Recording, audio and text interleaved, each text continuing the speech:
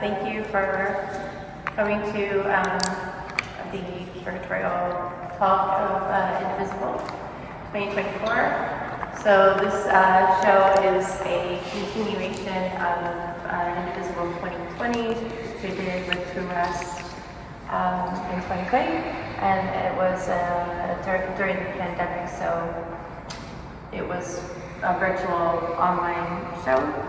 This one is in person, and we have a couple of artists here to talk about their work also. And so my name is Karen Fiorito. I'm the curator, and this is Indivisible. This is the North Gallery of Indivisible, and the show continues from here to the southwest, and then also upstairs in the video gallery and the sky gallery. So there's 3 galleries of work, and I've kind of combined some legendary political poster artists from the archives of the Center for the Study of Political Graphics, with some more new kind of up-and-coming contemporary artists that I've been watching for a while, and seeing their work inspired me to put them in the show alongside artists like Barbara Kruger and Barbara Pascal, Barbara Connell, Winston Smith, and Cameron Bird. So we also have Marianne Sadowski here, with you will be here in a moment.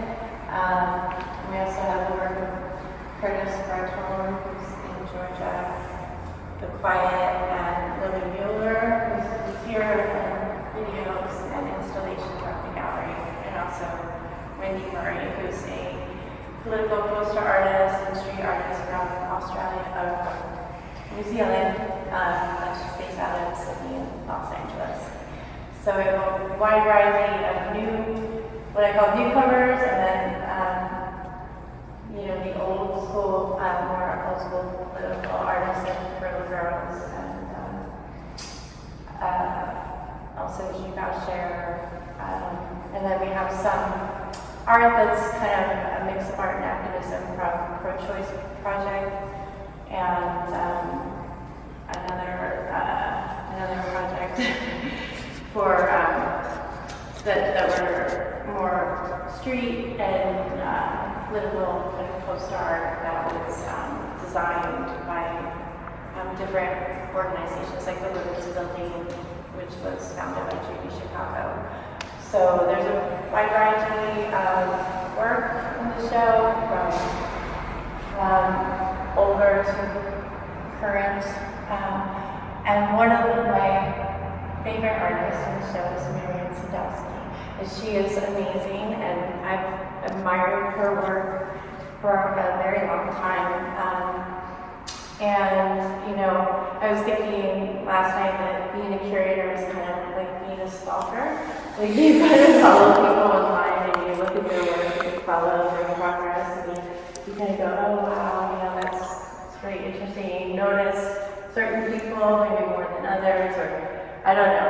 I feel like I've kind of stalked Marianne for a while, but I've been following her work, especially since this series, Life on the Streets, which we have a couple of pieces from, which really moved me because my brother was homeless for 10 years, and I did one print about homelessness with self-help graphics, but not like this. These are so amazing and very moving, and I'm very happy to have some of her new pieces she's done just this year in the show, as well as her piece in the window, which is a very amazing statement about gun violence.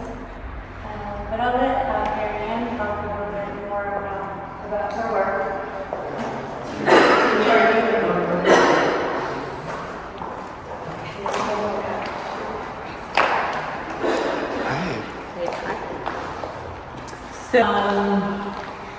Thank you for coming to the gallery.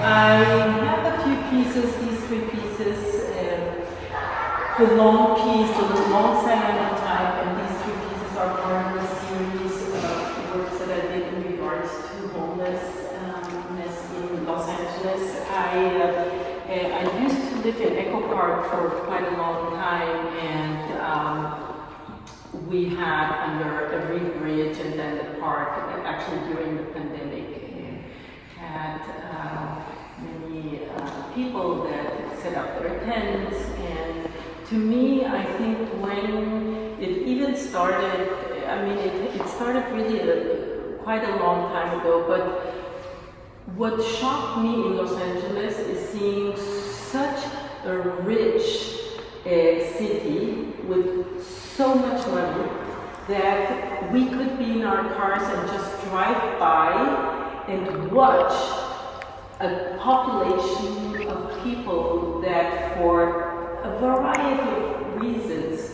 had lost their homes, that it was so normal to us to just drive by. And because this is a drive-by city, me too, I would drive by or take a car by and have much more interaction. But really, for all these thousands of people that drive in their cars, this just driving past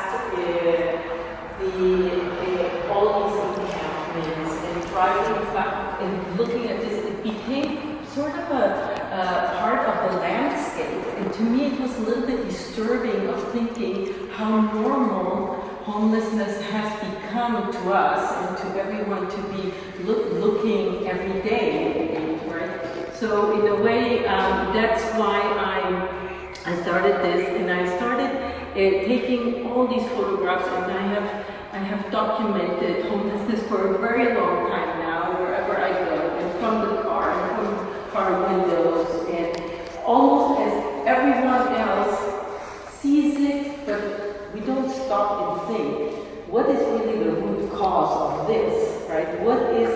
Why? And it's a very complex, a very, very complex problem. But why has it become so normal in big cities to see this? And because for me, I have a very strong sense of justice, and I cannot, it makes me unhappy to think that I have a home and that people live on the streets. It's a very hard thing for me to think of. And I have an uncle that also ended up living on the streets in Mexico. So basically what I did is I had done a project for the Los Angeles airport in which I made a fusion. It's an intersection between the streets and maps and the nature in Los Angeles, in a way playing about all the nature that is here in Los Angeles. There's very little that is local, and most of it comes from all different parts of the world, which is like Los Angeles, right? It's an intersection of many cultures and a melting pot of everything. And I had done this project and used mostly polyester plates for the maps and for nature. So I ended up with having tons of these polyester plates that had a residue of ink on them. So I decided that that was a very good background for this recycling those street maps and diagram maps, to use those as a backdrop for photographs that were transferred and then worked on with ink and pencil. So these are part of that series. So in between here you can see all the different photographs, everything emerging, everything coming through the streets, right, emerging from the streets, from all these intersections of years of photographing in Canada. In about 2 years ago, I did an artist residency in Oaxaca, Mexico, and I had the opportunity to learn how to make paper with fibers from Oaxaca. So can we go this way or should we go? Sure.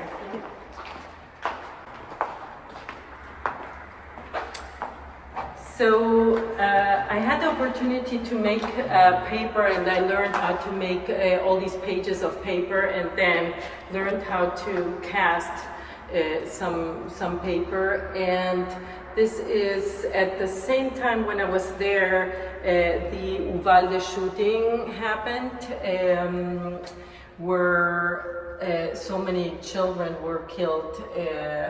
And to me, that is another thing that I cannot understand in this country or in the world, that there are guns available for everyone to just go in, and we cannot really control our people. Maybe someone is completely clean, has never done anything, but we know that our emotions can sometimes come out of rage, and some people just have this ability of just taking a gun and don't even realize what they're doing. And so this piece was I couldn't take that thought out of my head while I was in the residency, so I decided to make a piece in honor of the Uvalde shooting, and just for a fun fact, I needed a gun, right? So, hating guns. So what did I do? I went to the market in Oaxaca, and I was looking for a toy gun. So I found all these kinds of like big rifles and all these electric guns, but I didn't have like a big space, so I needed just a handgun, right? So I'm looking through guns. Finally, I find this real looking plastic gun, and so this woman sells me the gun, and everything is fine, and I felt very vulnerable in having this gun with me, and I was tucking it in my bag, and I thought, oh, this is very weird to have in my purse. It was a plastic gun, it was a toy gun, but I had this in my bag. So I came to the place where we were making the paper, and I made my paper and everything, and then I said, I don't know what to do with this gun. I give it to you. And the guy said, oh yeah, we have kids. There will be someone that will play with it. And I'm thinking, no, actually, that's not what I am thinking of. But I didn't know what to do with that gun, and I didn't want to take it with me. So they ended up, they were very happy with something to play with, which is a very weird thing. Yeah. And if you have any questions or anything that you want to say, I'm happy to open it up to. Yeah. I have a question about your large cyanotype. So that's Kozo Japanese paper, or this one is actually Pelon. It's interfacing. Okay. It's what you use actually for sewing if you want to have interesting. I thought it was Japanese paper. Yes, no. This is interfacing, and the interesting thing about this is that it's in between fabric and paper. It takes on all kinds of media very, very well. And with this one, as you can see, I didn't have any place where to wash it off. So I just tuck it into the bathtub and washed it off in the bathtub. That was my next question. Yeah. Yes. So when you exposed it, you laid it out, and how did you get contact with the negatives? I actually didn't get, that's why it's a little blurry. It's blurry, but I didn't mind it on this one, on this piece. Did you tape it? but it was a little bit hard. Yes, I tried to tape it, but you have to act really fast because it's such a large piece. I did it on my own, so believe me, I don't know how I just came out in the sun late. I knew what I was laying out. I just started laying, and Wow. And then I had some glass pieces, but not for everything. And then it started to be a little windy, and so some flew a little bit. So it was a tricky part. There is something. This is a project that you have to do with several people. Yeah. It's not really Hard. Yes. Yeah, I can't even imagine. What kind of plates are they? So to make a cyanotype, you have to make a transparency or a negative of your image, and you coat the surface with a Chemistry. with a solution that is photosensitive. So when you have to do that in a darker room, and once you take it out in the sun, it starts. You have to dry it developing. first. Yeah, it has to dry, and then in the sun you can put on your negative so that you can get the positive image of it. But that was, usually the plates, you use some glass plates in order to keep the paper in contact with your negative, and you get a sharper image than just leaving them on. Yeah, so you need a tight contact to get a sharp image. So that's why I was asking how she did it, because she'd have to have like a huge piece of glass or plexi, or many small pieces of glass, Right. or just tape everything down. And Yes, I think if I So had you- done yeah. it with someone else, I would have probably done everything more with laying more pieces of glass together. But I had very little time because my film was already small. So while I was laying it down, right, it was already developing. So I had to work very fast over it. But overall, I think I was quite amazed that it worked. It worked. And there are some that are a little bit more blurry that maybe must have fluttered in the wind, but I actually like that. I don't as mind. well. Yeah, I kind of like it as well. It gives it like this kind of. It's like when you drive by people who are homeless, you get a blurry kind of image when you're driving by. You're not seeing them clearly, and it kind of plays on that idea. Exactly. It's really amazing. So there are some that are more in focus, something that you have more in your memory that impregnates more your eye, and others that are part of this movement of the city. Mm-hmm. And then you have two to more talk about the real other quick. two? Yeah, so the one I love over here, two she did this year.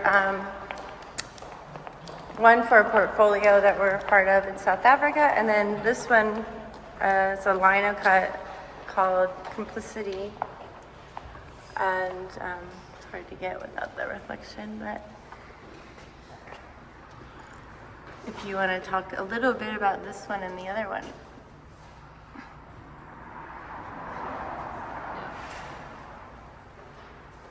So this I made really as a response of really the whole world looking at a situation that is happening right now, and where the world is really not acting the way that we should address which is for me a genocide. And I have to say that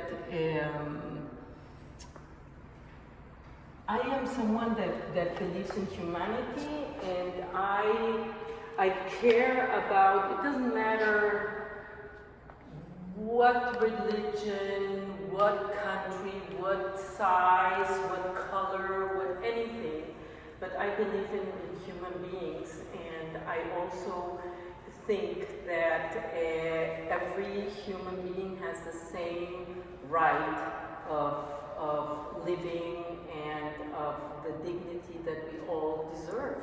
And when I look at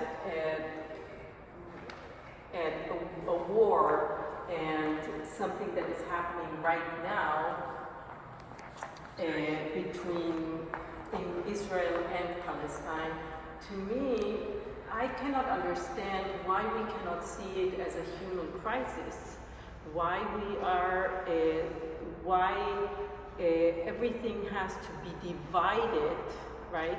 And yes, there is suffering on both sides. Of course there is suffering on both sides, but why can't we look at the suffering of the people, right? And that is, of course, that's what they call war.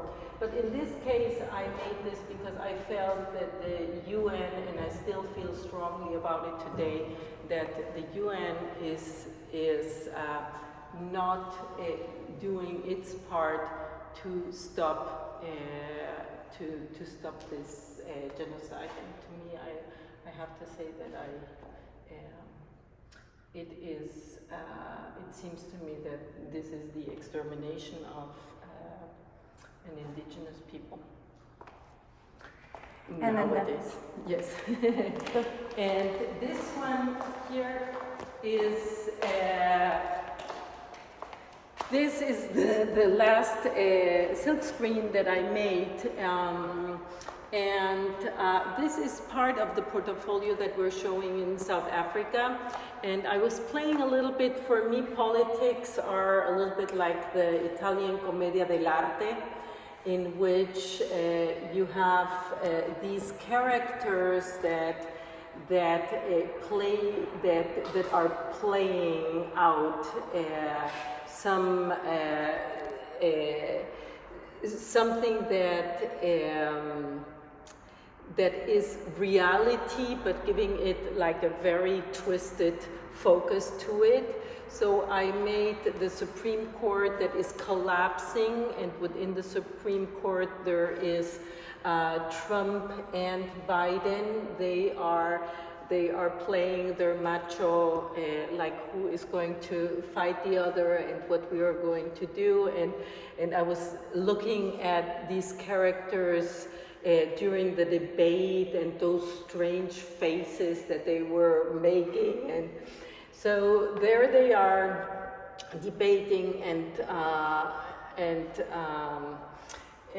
there is the person that is trying to kill Trump when he had this incident with the ear, and there are the people that then ended up trying to fish out Biden out of the game. Someone is groping liberty, and in the meantime, the whole justice system is about to collapse. We're just hanging on with little sticks, and but I had started that all before Kamala came into the picture, so I had to add her in the picture. And there comes Kamala as our new Wonder Woman that is ready to save the day and is ready to do. She has this explosive character, such a charming woman that is here, but the truth is that still we don't know if in this political game really they care about people or about immigration, about my body, my choice, about all the things that people care about. And to me, it ends up being, politics end up being like a political game between corporations and that make us believe that something can change, but at the end, I think, unfortunately, it's really about the power of larger corporations rather than the change of people. But I do trust. I trust people. I trust that we generate change, right? We generate slowly change, and in this case, I do definitely think that that still people need to continue believing and coming out and saying things in order to slowly generate it, right? But I'm a little bit pessimistic about politicians. That's my... Yeah, I kind of get that from the piece. I think it goes well with the other two, Guillermo and Winston Smith, who's all about the corporations' influence on politics and war and just, society in general. So I love the placement of that there. So. Yeah. I'm impressed with your turnaround too on how, this just happened. I was sitting here right now recently when my dad was sent the video of the near assassination, and then she just, yeah. So it's amazing. They turn around and it's up on the wall. So, but that's what we do with political humorists, right, or commentary. Sometimes you have to act fast. Exactly. Yeah. Right. Yeah. Yeah, I mean, I was basically ready to do the piece, but when the whole plot twisted, right? What am I going to do now? Either do a new piece, because then just these two guys were outdated, so we needed to do, so I just, incorporated into the design, and it sort of worked. Yeah. And it's like a crumbling structure too, right? Yes, Yeah. and it is somewhat the Supreme Court, right? It's like the ancient Rome, the Yeah. ruins, right? Right. That vibe. Exactly. Fallen dynasty. Exactly. And that is still crumbling and we're trying to fix it. I mean, and with the hope, right? And the eyes are on Kamala. The hope is there. But the people are still the people are still demanding justice, no? Yeah. So I do believe in humanity. I think that's a really good message too, is that no matter who is in power, the people still need to demand these things and speak their mind and fight for what they believe in. Because no matter who's in charge, you still have to do that. Exactly. And I am totally with that. And in a way, it's also like all these artists that are in this, and I feel myself, I have to talk about it, right? Talk about it in my art, not even my talk. It is just something that is coming out in my art, and that I feel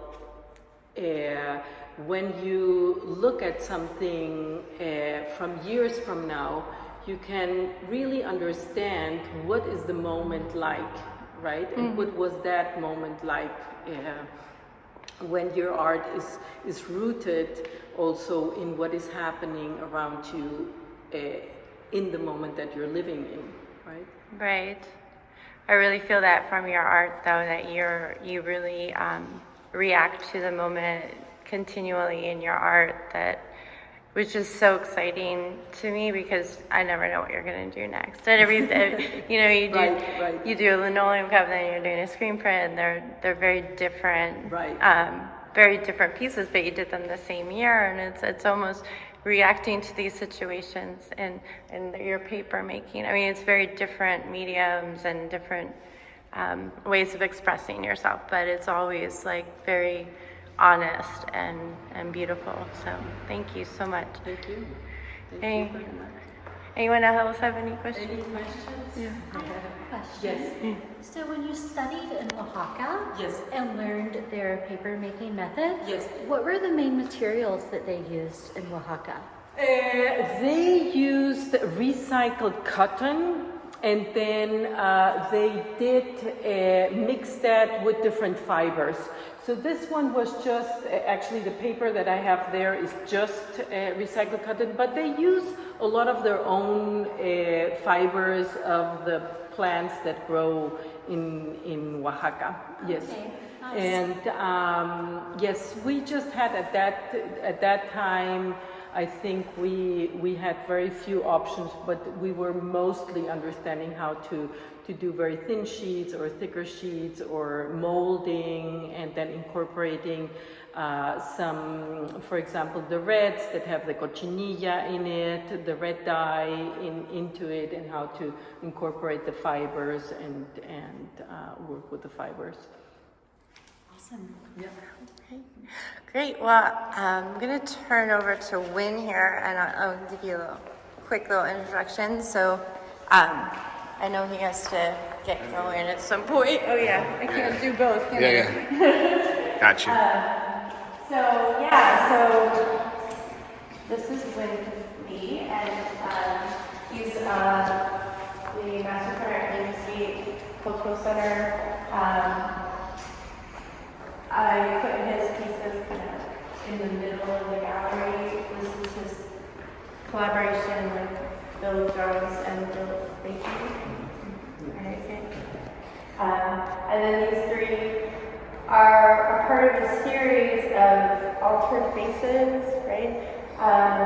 So I've been watching Nguyen, like stalking Nguyen for a while too, and he was doing all these portraits of politicians, you know, and just like everyone from, I don't know, that guy's name, Bill Mulvaney or whatever.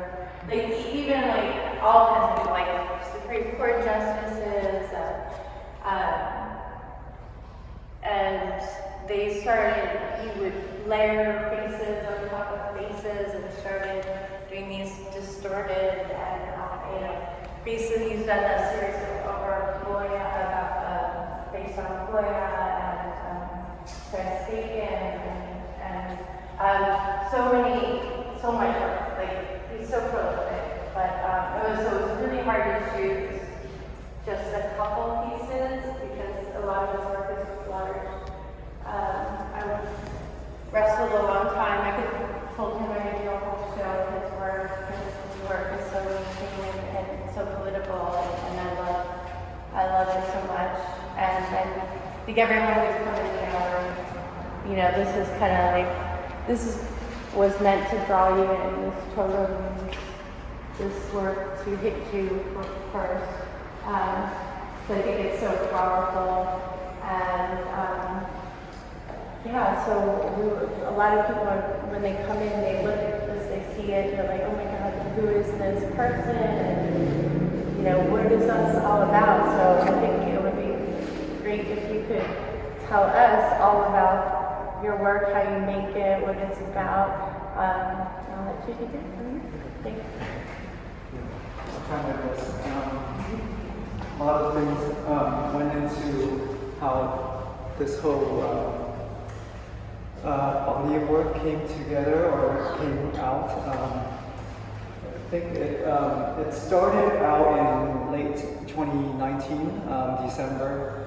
I was with a group with Marianne and a few people who were collaborating on a project, a large monkey that we were going to make for the election of 2020.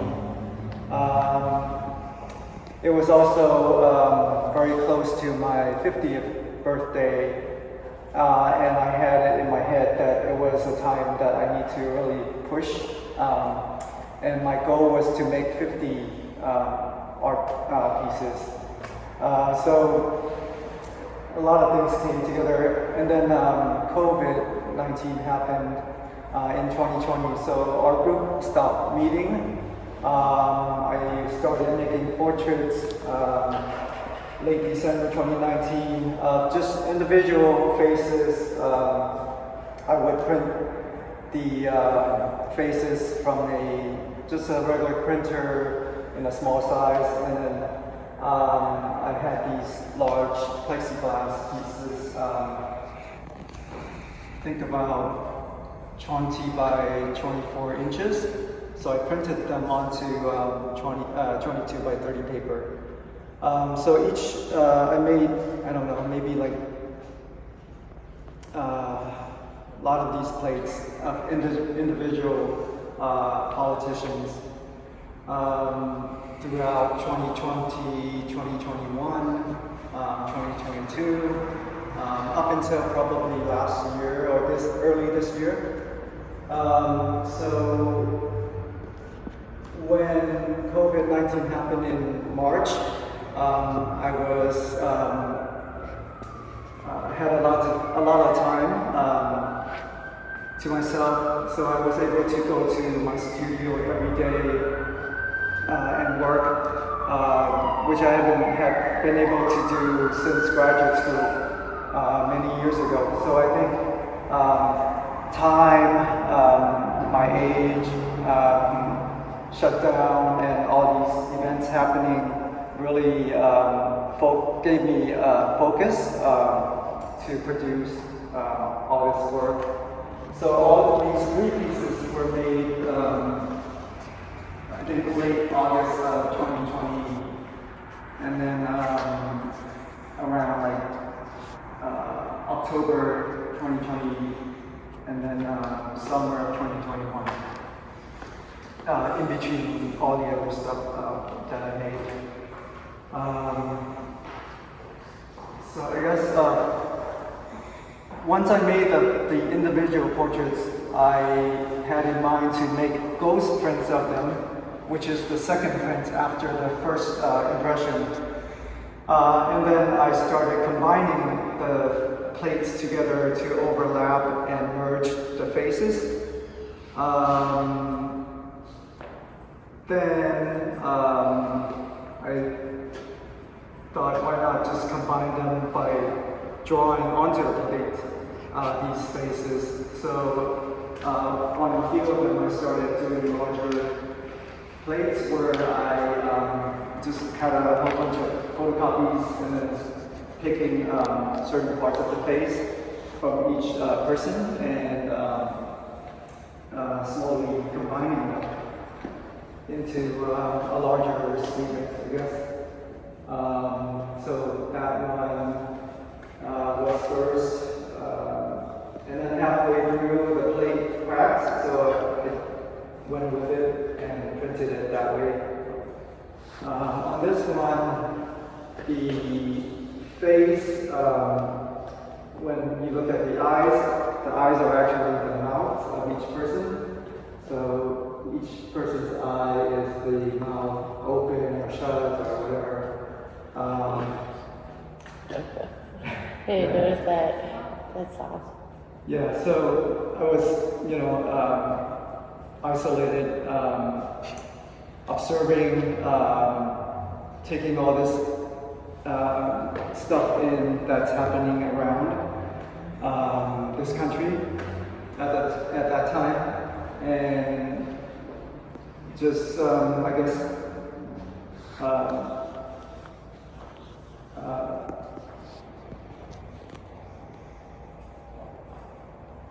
rearranging it in my head and then putting it out back into the art, I guess.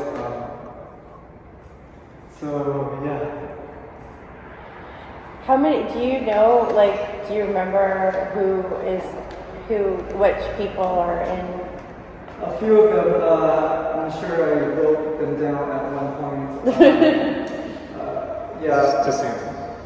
DeSantis, Kevin McCarthy, I think, is the main face, and then Trump is the main face right here. Oh, wow. I didn't even realize And that. then others that go with it. So these are great, but the titles are also too, like this is called Master of Many Pieces, and that's Tower of Blind Faith and Death on the Shoulders. Can you talk a little bit about Death on the Shoulders? Yeah, it's like a play on when during COVID shutdowns,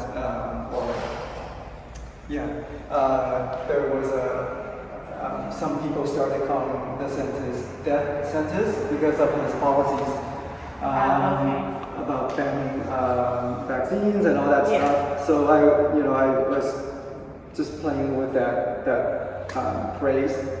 Also, it comes in some Asian superstitions, I guess, where if you are responsible for somebody's death, their ghost, their spirits sit on your shoulder and weigh you down and just follow you everywhere. So it's just kind of, Wow. And I love this piece too because of the line quality and how you were able to get these really crisp, fine lines, and then the juxtaposition of the blurry lines and the really softness of what's going on with the shadows. And the really dense black. Yeah, really dense, which is hard to get with a dry point. Like, it's just, your technique's just so amazing. Really beautiful. And do you want to talk about did you? I just had one question. You said the plate craft. What kind of plate were you using on that size? plastic, like acrylic sheet. And then They do. They do tend to crack after a while. I love that. I thought it was intentional that you cracked the plate on purpose and then put it back together and printed it that way. I love it. Yeah, I think it cracked, and then that's why I made these lines to go with the Crack cracking. mark. Yeah. Okay, so the main crack is just two parts here. Yeah. And then you just added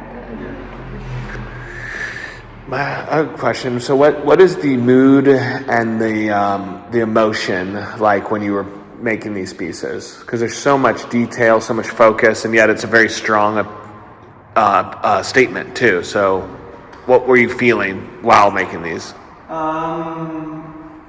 Well, during making the art making process, I don't feel anything. Like, that's just how I am. It's just making stuff. Yeah. But outside of it, then I watch and observe or whatever. But when making it, there's no feeling, no I hate this person, I hate that person. Mm-hmm. Yeah. No, it's just like a meditation. Because printmaking requires focus, a lot of focus. There's so many variables in it. There's pressure, there's ink, there's the process of inking the plate and all that stuff, and even drawing and looking. So it's very much of the moment, I guess. Right. I usually block out everything when I'm making things. Yeah, because there's so much craftsmanship in it. I just find that amazing, where you can have a strong opinion, but also it's beautiful too, I think, in its own way, just as an abstraction of art, So, just, that was my question. And do you want to talk about the Tolo piece? This one was made in, there are two of these. I can only fit one. I would have loved to have both, but I was running out of room. In 2022, a group I'm currently with, we proposed a show for the Orange County Center for Contemporary Art in Santa Ana, and I was the curator for it. So I invited people friends and artists that I know to participate, and one of my friend, Bill Fakey, who I have known for over 20 years. So I invited him to collaborate with an artist or two, and he asked me to be part of it. So I invited another friend and asked if he wanted to join the two of us. So the boxes and the tower is Bill Fakey's idea. He started making these boxes for himself in graduate school some years ago. but he wanted to go back to this type of imagery and format. So yeah, we divided into each box into I guess the 4 sides. Each person would have 1 or 2 of these prints on them, and each person was free to do whatever imagery they wanted. And then at the end, we put the images together onto the boxes. So yeah, I continue my images of these on there. Bill Jarrells, who mostly works in abstract imagery, did some of these the wheel shapes, and Bill Fakey did the paintings and drawings of musicians, cult leaders. So yeah, Aleister Crowley, is that Aleister? Yes. Yeah. It's so amazing. Yeah. And then you did these. Mm-hmm. Yes, yeah. So this is just a Alito and altered things. Yeah, cyanotype and yeah, other techniques besides PowerPoint. And this one here is too. Vladimir. Is this top one? Who is this? Yeah. I think that's Sun Ra, The musician. Mhm. And then the top is, what's that? Mark of the Beast or Oh, the sure, dragon. like Yeah. the devil? I don't know. He, It's great. I think he went to Indonesia and was fascinated with the masks. Yes. That might be one of the masks. Is that the guy from Hungary or? Belarus, I think. Oh. Yeah. And then that's Alito, right? The devil. I mean, I guess. yeah, I love the statements, and then, but also just these pieces are just so like aesthetic too. You know, I think there's so many ways to look at it with everybody's in this show that Karen's curated. Yeah, I wish I could have picked the other one, but I had a lot of sculpture from the Quiet and the Discourse, and but I love both of them. This one I never played. I don't know. It speaks to the whole concept of a totem and just the things that, nowadays, like, there's just such a cult aspect to our politics and to our culture in general.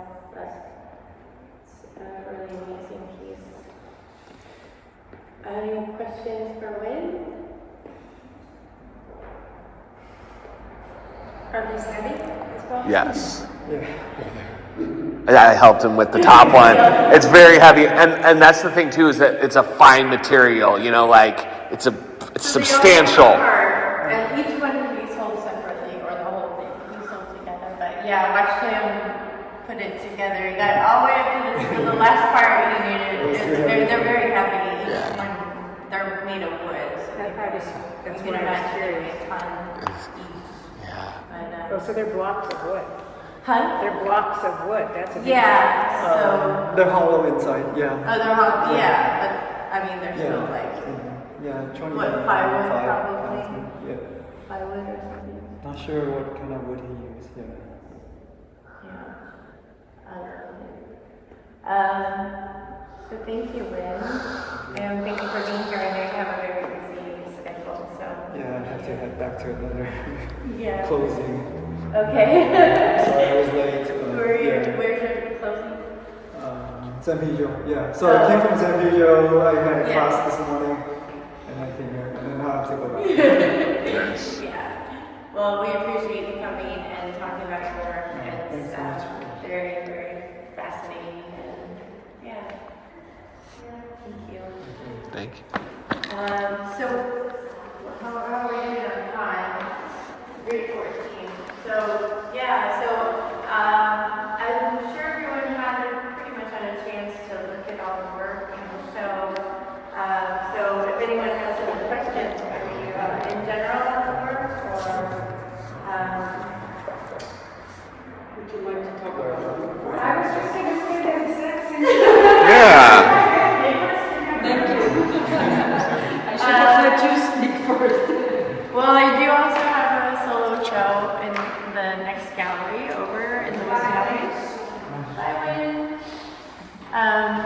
sign language, and it's 14 of my billboards over the last 20 years, and just my political art and activism.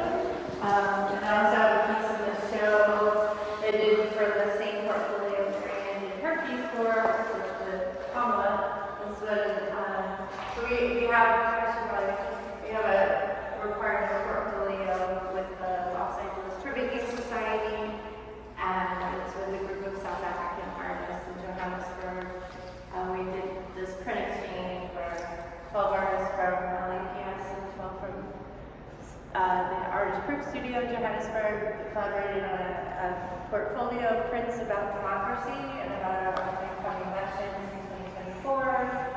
So that was her piece, her screen print with Kamala. And then this one I did of Shirley, who was a American politician, who was the first African American woman to be elected to Congress, and then she ran for president in 2022. And her quote that I focused on was, "If they don't give you a seat, the people bring a folding chair." And it was something she was famous for saying. Basically, it's kind of how I feel about this election and every other election is, don't complain if you're not going to vote. If you're not going to raise your voice, you're not going to do anything. And, don't complain when you're stuck with dictator Trump and you have no rights and, abortion is banned and being gay is banned and doing anything is banned. So basically, we have to, we have to always bring that voice to the table, whatever. And she was also a unifier as a politician. She worked with Republicans, she worked with Black Panthers, she worked with activists, she worked with everybody in the community and trying to unify people, bring people together. And I think that's what we need right now, and I think that's why I think she's making kind of a resurgence right now in the zeitgeist. And I've been playing this script for 2 years, but I just had the opportunity to do it. But she's been popping up a lot lately, and I think because of Kamala Harris and people kind of equating her to Shirley in a way where Shirley was so hopeful and she was so determined and she had that positivity and that joy that I think that Kamala has. So I think it's very kind of appropriate for this time. So that's why I put her in there. And she's also next to Donnie and Dolores, and they're just kind of the positive figures and kind of watching over us as we make our decisions in life. We have to look up. We have to have heroes. I think we have to have people that we look up to, and especially on the left. I think we don't have enough of that. So that's some of my work. That's in the show, and then there's also some great work in the back. I'm trying to cover every topic I could with this show, from feminism to abortion rights to homelessness to everything, gun violence to international conflicts to corporate, the corporation and the control over our government. So I hope I did a good job. I think I did a good job. I'm very proud of the show, and I hope you enjoy it. And also upstairs, Lily Mueller, I have to say, she's an amazing installation artist. Some of her installation pieces are around, but she's done some amazing, her videos are called We Are Humanity, and they're all about immigration and bringing the countries together.